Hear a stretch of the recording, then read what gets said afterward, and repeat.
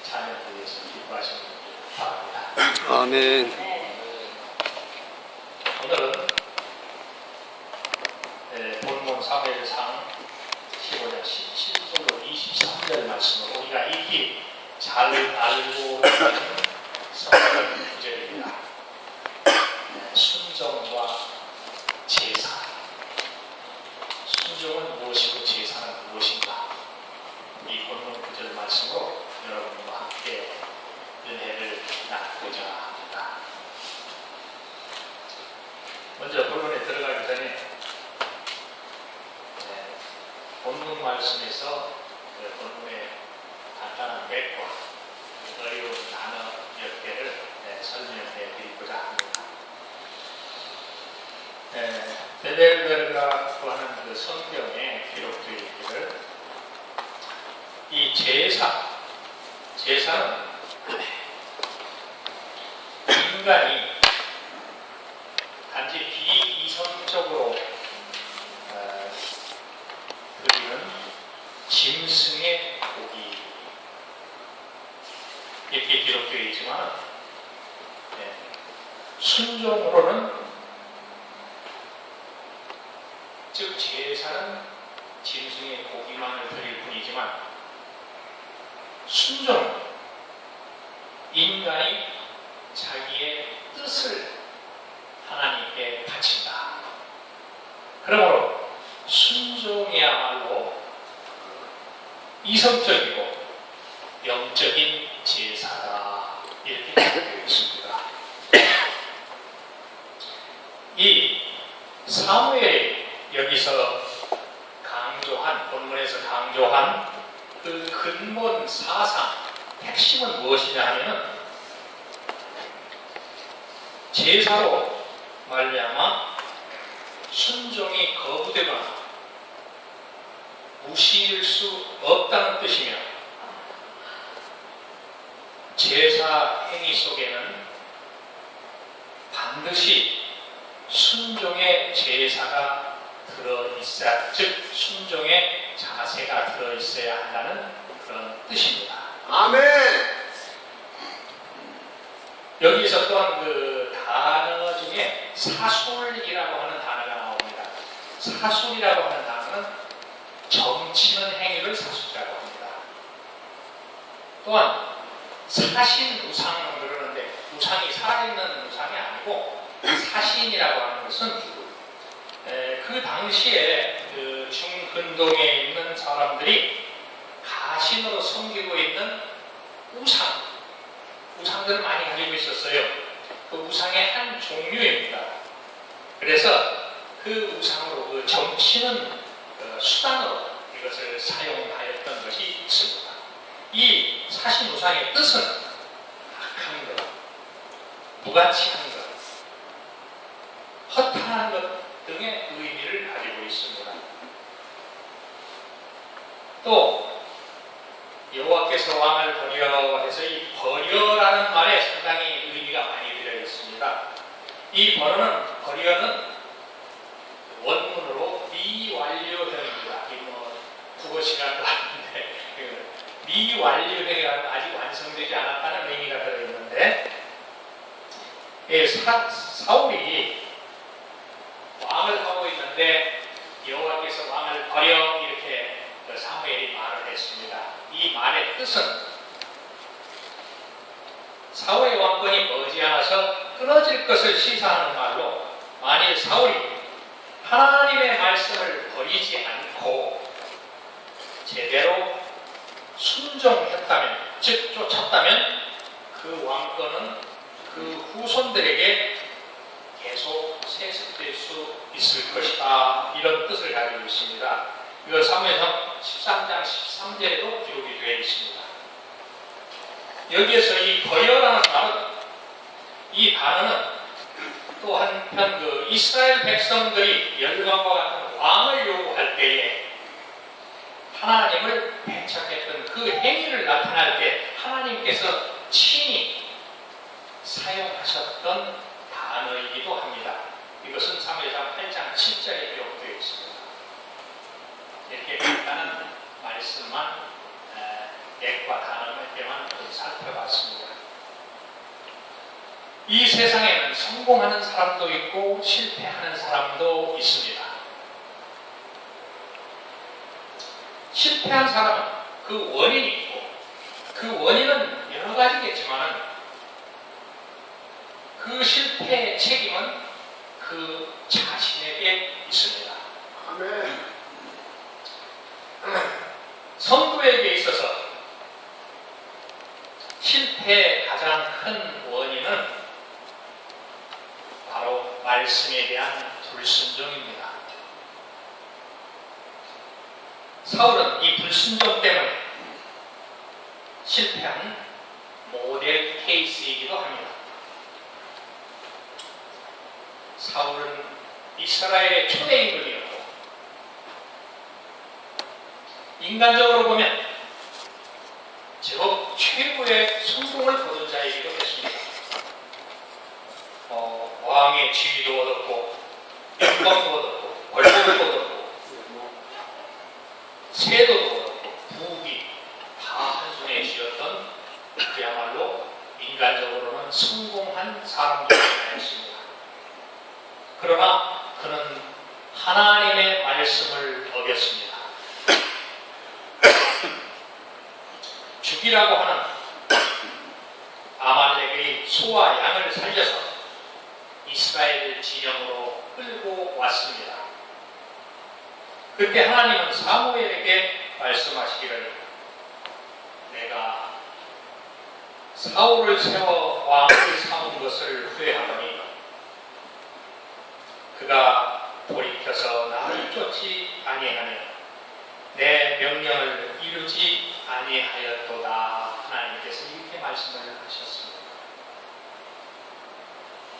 사울 임금은 잘못 돌이킨 불행한 사람이었습니다.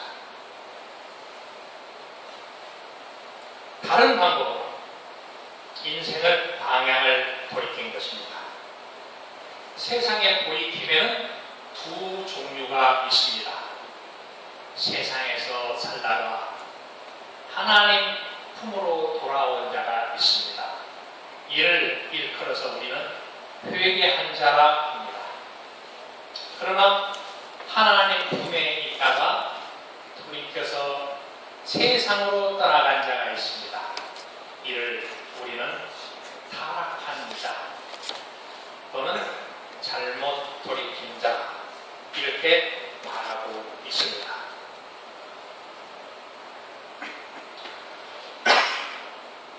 즉 불순종의 사람 수천 년 전에 이 사울 왕의 행위에서 우리가 얻고자 하는 교훈을 깊이 생각해 보시기 바랍니다. 하나님의 말씀은 하나님은 폭군이나 어떤 독선적인 분이 아니십니다. 지켜 행하면 생명을 얻고 복을 주시기 위해서 그 말씀을 순종하라 하시는 것이지 무턱대고 폭군과 같이 무조건적인 순종하라고 하는 그런 뜻은 아닙니다.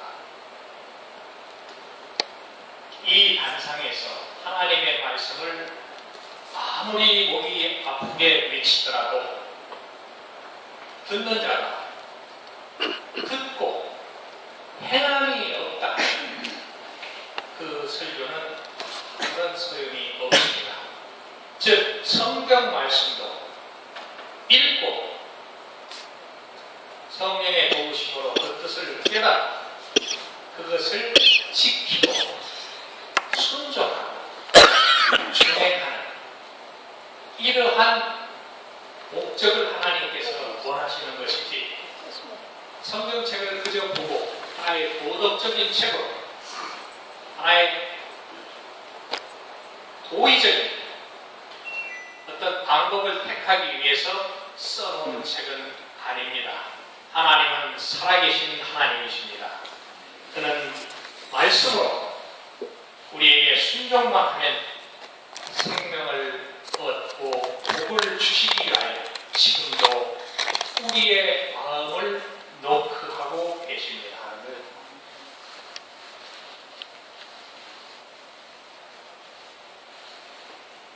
본문 17절 말씀입니다.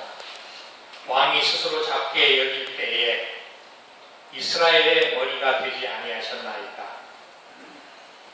여호와께서 왕에게 기름을 부어 이스라엘 왕을 삼으시고 가서 죄인 아말렉 사람을 진멸하되 다 없어지기까지 치라 하셨거늘 어찌하여 왕이 여호와의 목소리를 청종하지 아니하고 탈취하기만 급하여 여호와의 악하게 여기시는 것을 행하셨나이까 하고 사울 임금을 책망했습니다.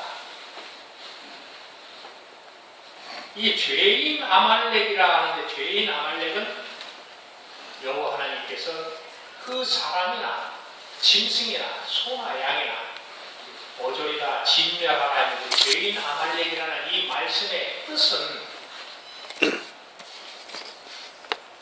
이 아말렉의 죄는 하나님의 나라와 그의 백성들을 멸절시키려 했던 이 아말렉 사람들의 용서받지 못할 죄악으로 인해서 그 아말렉을 하나님께서 진멸시키고 아말렉 사람뿐만 아니고 그 짐승까지 모든 것을 멸절시키라 하신 하나님의 말씀이었는데, 사울은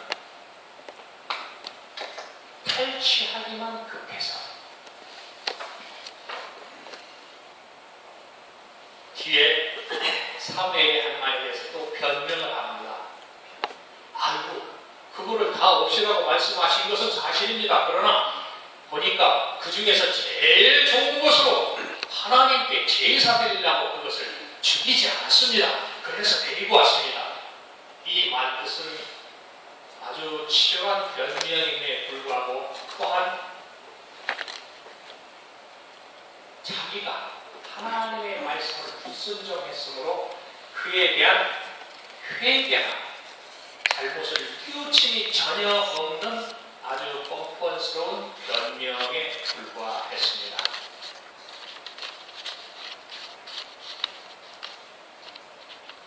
사무엘에게 책망을 받은 사울은 이렇게 또 변명을 합니다.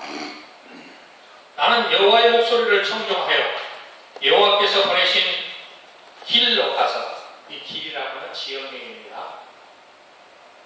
아말렉 왕 아각을 끌어왔고 아말렉 사람을 진멸하였으나 다만 백성의 핑계를 댑니다. 다만 백성이 그 마땅히 멸할 것 가운데서 가장 좋은 것으로 길갈에서 당신의 하나님 여호와께 제사하려고 양과 소를 끌어왔나이다. 이렇게 변명하고 있습니다.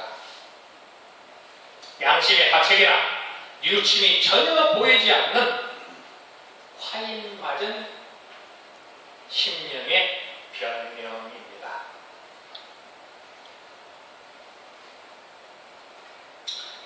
이때 사무엘은 여호와께서 번제와 다른 제사를 그 목소리에 순종하는 것을 조차 하심같이 좋아하시겠나이까. 순종이 제사보다 낫고 듣는 것이 수양의 기름보다 나으니 이는 거역하는 것은 사술의 죄와 같고 완고한 것은 사신 우상에게 절하는 죄와 같음이라. 왕이 여호와의 말씀을 버렸으므로 여호와께서도 왕을 버려 왕이 되지 못하게 하셨나이다. 사울은 하나님의 버림을 받음으로 그 인생이 끝장났습니다. 하나님께 버림을 받으면 누구를 불문하고 끝장이 납니다. 왜 우리는 하나님의 말씀을 순종해야 됩니까? 왜 순종이 제사보다 낫습니까? 오늘은 우리가 하나님의 말씀을 이해해야 할 이유에 대해서 생각해 봄으로써 함께 은혜를 나누고자 합니다. 첫 번째, 순종은 하나님께서 가장 기뻐하시는 것이기 때문입니다. 하나님은 순종을 기뻐하십니다. 하나님을 섬기는 자는 하나님이 무엇을 기뻐하시는지를 알아야 됩니다. 22절 말씀에 사무엘이 가로되 여호와께서 번제나 다른 제사를 그 목소리 순종하는 것을 좋아하신 같이 좋아하시겠나이까? 순종이 제사보다 낫고 듣는 것이 수양의 기름보다 나으니 라고 했습니다. 하나님이 진정 좋아하시는 것은 순종입니다. 하나님은 번제보다도 제사보다도 그 어떠한 것보다 순종을 좋아하십니다. 우리 예배 드리는 것보다, 즉 제사는 지금 말씀으로 하면 예배입니다만 예배 드리는 것도 하나님께서 기뻐하십니다. 그러나 그것보다 그 말씀을 순종하시는 것을 기뻐하십니다.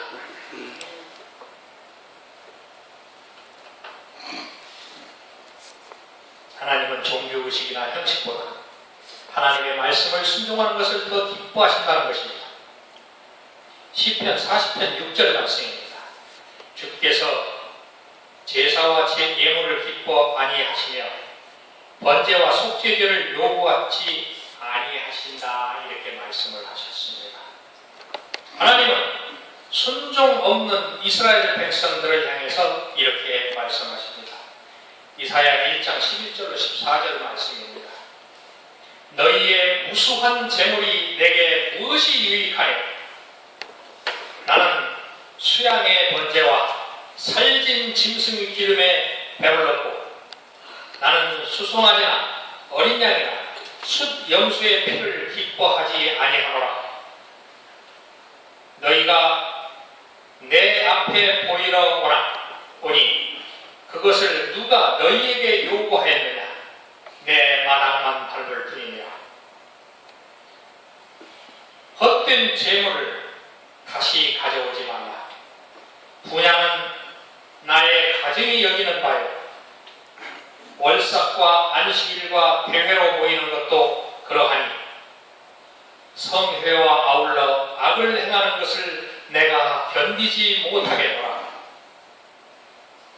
내 마음이 너희의 월삭과 정한 절기를 싫어하나니 그것이 내게 무거운 짐이라. 내가 지기에 곤비하였느니라. 이렇게 말씀하고 계십니다. 우리가 예배 드릴 때에 이웃과 화목하지 못한 것이 생각나거든 예배를 드리지 말고 예물을 제단 앞에 놓고 먼저 가서 내 형제와 화목하고 그 후에 와서 예물을 드리라 말씀하셨습니다. 이런 예수님 말씀이십니다. 이토록 예배보다 우리는 하나님 말씀을 순종하는 것을 하나님께서 기뻐하십니다. 하나님은 사랑이십니다. 하나님께서 우리를 사랑하신 것 같이 우리도 우리 이웃을 내 자신과 같이, 내 몸과 같이 사랑하여야 합니다. 순종 없는 종교의식은 하나님이 참으로 싫어하시는 것입니다. 순종이 제사보다 낫다는 이 말씀은 하나님께서 순종을 기뻐하신다는 말씀입니다. 하나님께서 순종을 좋아하시고 또한 순종하는 자를 기뻐하십니다. 하나님은 불순종하는 자를 싫어하십니다. 거역하는 것은 사술의 죄와 같고 완고한 것은 사신 우상에게 절하는 죄와 같음이라. 27절 말씀입니다. 불순종의 죄는 마귀를 섬기는 죄와 같습니다. 순종하면서 예배드리고, 순종하면서 예물을 드리고, 순종하면서 봉사해야 합니다. 겸손한 자세로 순종해야 합니다. 즐거움으로 순종해야 합니다. 하나님을 사랑하는 마음으로 순종을 해야 합니다. 하나님은 이것을 진정으로 기뻐하십니다. 두 번째, 순종은 하나님의 진정한 요구이시기 때문입니다. 하나님의 말씀은 타협이나 협상의 대상이 아닙니다. 순종해야 하는 명령이며 요구이십니다. 너희가 내 말을 이렇게 좀 들어줬으면 좋겠다.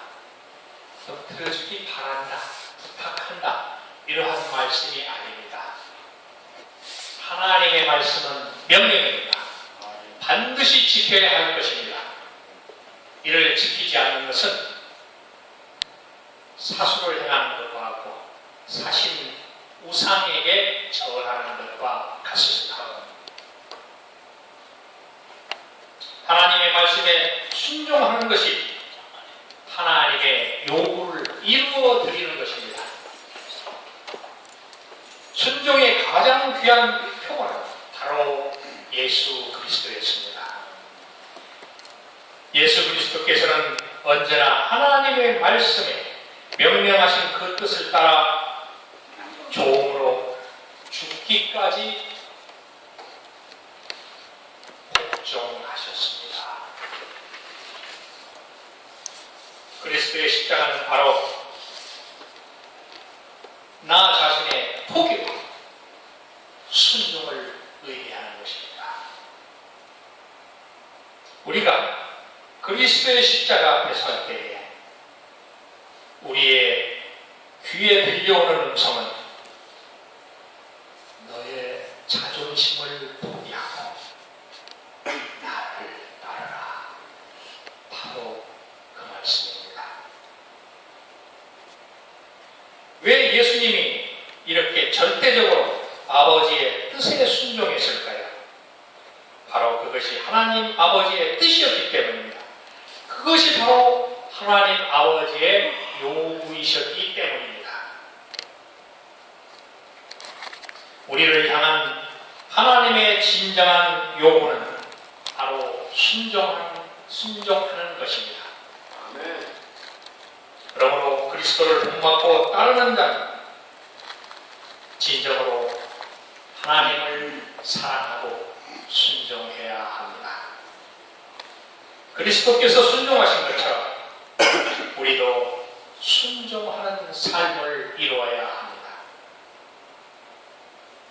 순종이 없는 제사, 그것은 제사가 아니고 하나의 종교의식입니다. 하나님의 진정한 요구는 하나님의 말씀을 듣고 지키는 이 순종입니다. 하나님의 명하시는 것은 무엇이든지 순종해야 합니다. 절대 순종의 정신을 가져야 합니다. 우리는 하나님의 자녀입니다. 순종하는 것이 하나님의 진정한 요구이십니다. 마지막 세 번째는 순종은 바로 재앙을 막아주는 방책이기 때문입니다. 23절 하반절 말씀입니다. 왕이 여호와의 말씀을 버렸으므로 여호와께서도 왕을 버려 왕이 되지 못하게 하셨나이다 했습니다. 참으로 비극적인 상황입니다. 사울 임금은 불순종으로 망했습니다. 그는 불순종으로 버림을 받았습니다. 누구든지 하나님 앞에 불순종하면 망합니다. 그러므로 순종은 패망을 막아주는 안전책이요, 순종하면 망하지 않습니다. 불순종은 패망의 지름길이요 실패의 게임입니다. 순종하면 복받고 형통하고 받은 축복을 누리고 또한 하나님의 사랑을 받습니다. 출애굽기 19장 5절 말씀입니다. 세계가 다 내게 속하였나니 너희가 내 말을 잘 듣고 내 언약을 지키면 너희는 열국 중에서 내 소유가 되겠고. 신명기 11장 13절 말씀입니다. 내가 오늘날 너희에게 명하는 나의 명령을 너희가 만일 청종하고 너희 하나님 여호와를 사랑하여 마음을 다하고 성품을 다하여 섬기면 여호와께서 너희 땅에 이른 비를 적당한 때에 내리시리니 너희가 곡식과 포도주와 기름을 얻을 것이요 또 육축을 위하여 들에 풀이 나게 하리니 네가 먹고 배부르리라 고 말씀하셨습니다. 또한 신명기 28장 1절로 2절 말씀입니다. 네가 내 하나님 여호와의 말씀을 삼가 듣고 내가 오늘날 네게 명하는 그 모든 명령을 지켜 행하면 내 하나님 여호와께서 너를 세계 모든 민족 위에 뛰어나게 하실 것이라. 네가 네 하나님 여호와의 말씀을 순종하면 이 모든 복이 내게 임하여 내게 미치리니 이렇게 말씀하고 있습니다. 순종하면 생명을 얻고 모든 복을 주시며 열국 위에 뛰어나게 하신다는 하나님의 약속입니다. 이 약속이 우리 임마누엘 선교교회에 속된 모든 주의 백성들에게도 미치기를 주님의 이름으로 축원합니다. 아멘.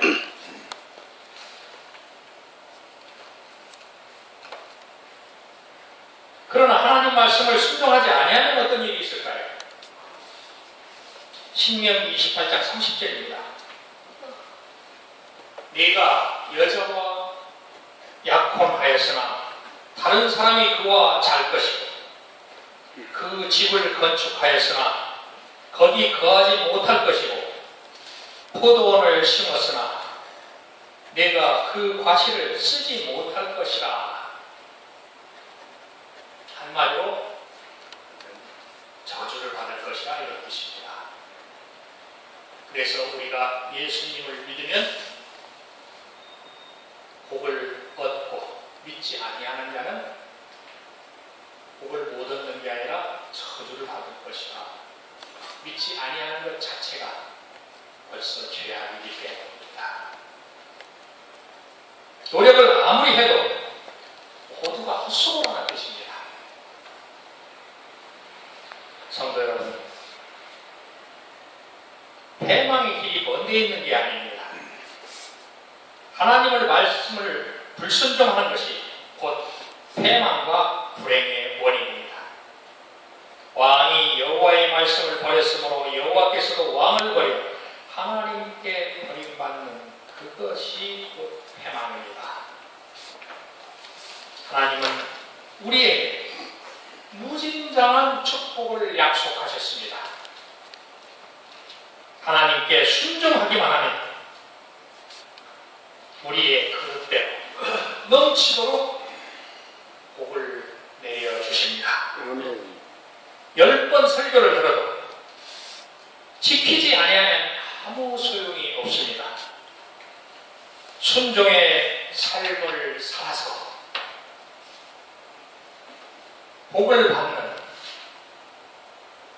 우리 성도도 모두 되시기를 예수 그리스도 이름으로 축원드립니다. 기도드리겠습니다.